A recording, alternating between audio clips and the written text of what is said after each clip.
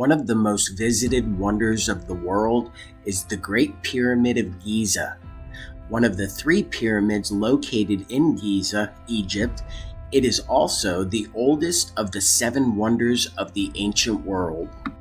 Standing at a staggering height of 481 feet, the Great Pyramid of Giza was the tallest man-made structure for over 3,800 years. It is believed to be built as a tomb for Pharaoh Khufu, but it stands out among the others mostly because of its immense size and precision of workmanship. The pyramid was built with 2.3 million stone blocks that were so accurately placed together, not even a single hair was able to pass through the gaps. It is also aligned with the Orion Belt to Alpha Draconis, the pole star.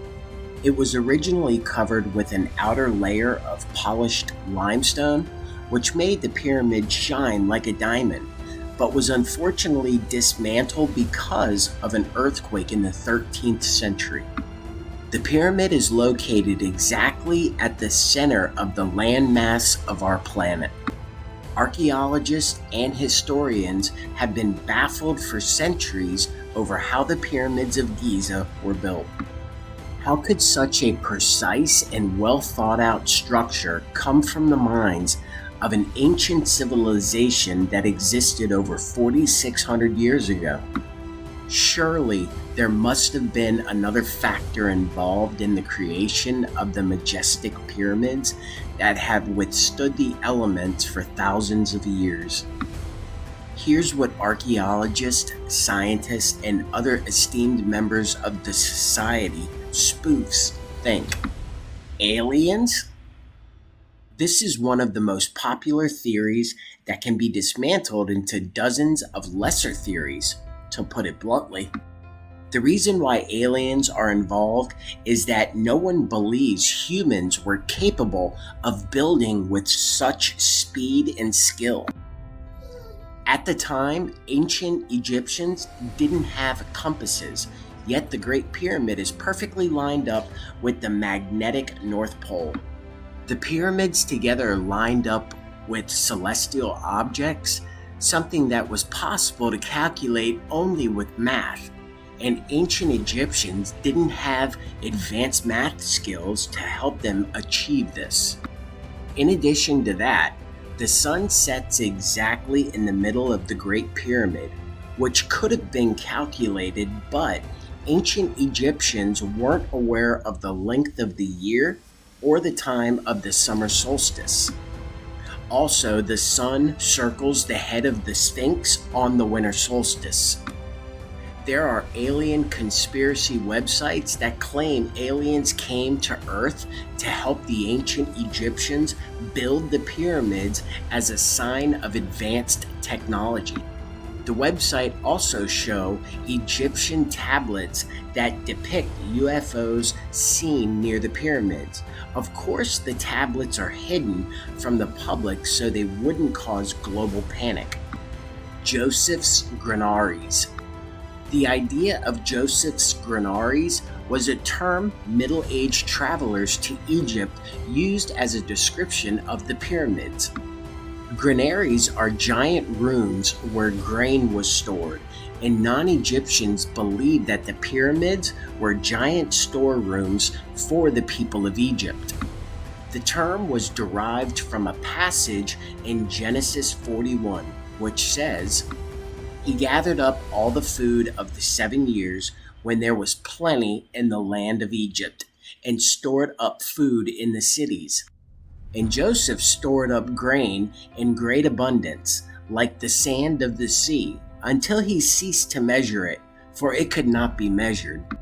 There is a similar quote in Quran. Joseph said, "Give me charge of the granaries of the land. I shall look after them wisely."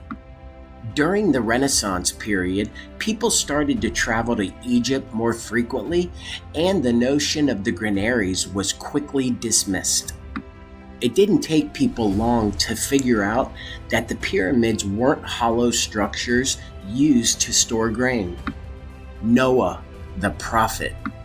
In 1859, a British publisher, John Taylor, had a theory that Noah, the prophet, who built the ark, was the brilliant mind behind the design of the pyramids.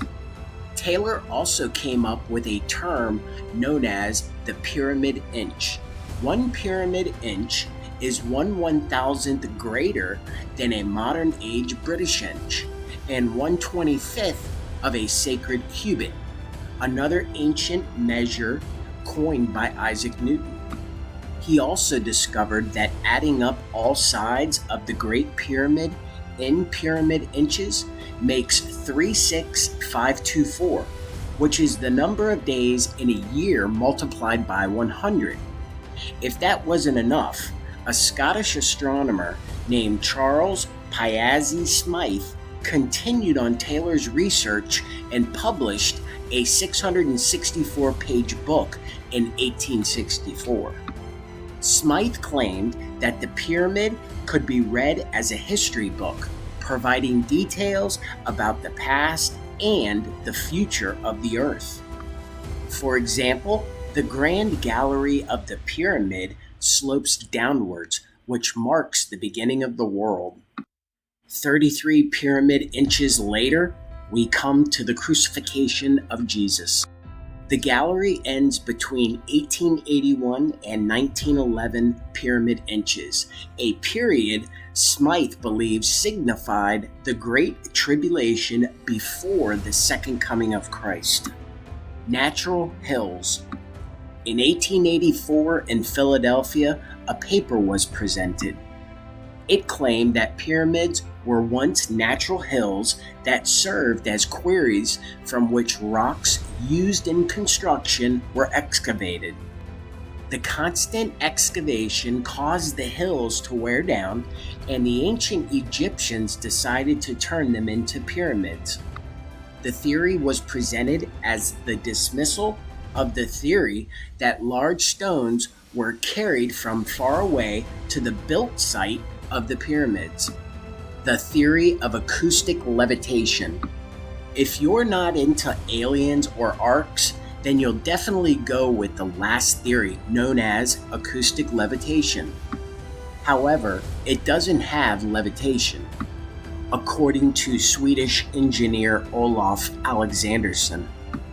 In 1939, Dr. Jarl, a Swedish doctor, traveled to Tibet where he witnessed a priest using sonic levitation to lift huge rocks up a cliff 250 meters high. Researchers connected this with the pyramids of Egypt, saying that this is how slaves moved giant rocks across great distances. Ancient manuscripts mention the use of sound to help lift rocks and stones. According to theorists, the key was to find a scale that elicits a subtle vibratory response from the stone someone wishes to levitate. If the stone is sustained for a longer period of time, the stone will levitate. So how did the ancient Egyptians move 2.5-ton blocks of limestone and granite across 500 miles to build the tomb of Khufu? In 2013, Pierre Tallet discovered 4,500-year-old rolls of papyri in a remote cave. The rolls were actually journals written by men who were part of the construction of the Great Pyramid.